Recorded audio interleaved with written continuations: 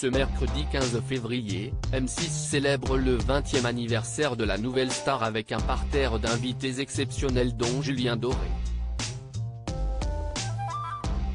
Au micro d'Europe 1, André Manoukian a révélé la véritable histoire qui se cache derrière l'audition mouvementée du lauréat de la 5e saison. Il a bien failli faire chou blanc. Julien Doré n'aurait pu effectuer qu'un passage fugace dans Nouvelle Star à cause de son casting quelque peu chaotique.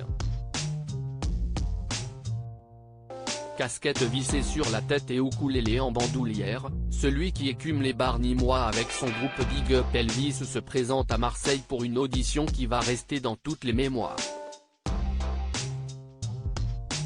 D'ailleurs, pour le 20e anniversaire du télécrochet de M6, le Cévenol aux multiples disques d'or a accepté de rejouer cette scène en compagnie de Virginie Efira. Car cette dernière, qui deviendra une de ses amies proches, n'est pas étrangère à son sauvetage in extremis. Du moins, on le croyait. Les fans du programme se souviennent de l'animatrice quitter la régie pour se ruer vers ce candidat atypique en le persuadant de piocher dans son répertoire une chanson française a cappella. Marianne James venait en effet de lui souffler dans les bronches parce qu'il ne trouvait rien à interpréter sans instrument.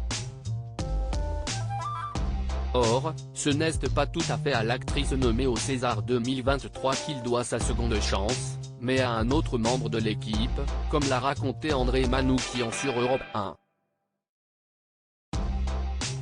Il doit sa carrière à Jérôme Pitorin, à Virginie Efira et à Tété La Vérité CIST d'abord Jérôme Pitorin, qui allait interroger les candidats avant leur passage devant le jury, note de la rédaction, qu'il avait repéré dans la queue, à qui quelqu'un a dit « Mais il y a ton candidat qui est en train de se barrer », a narré le plus poétique des jurés.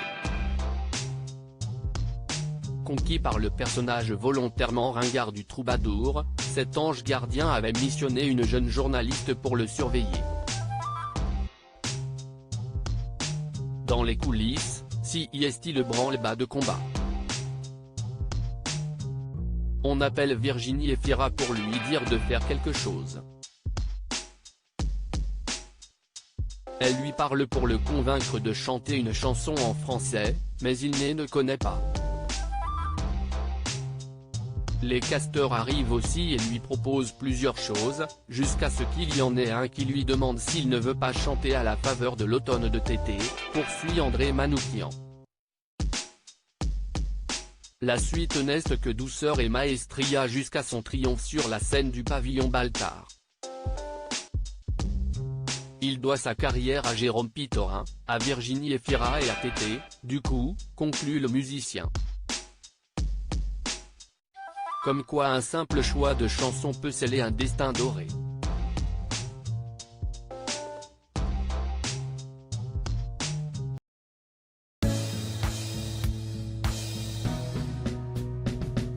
But there's all times through the rough times I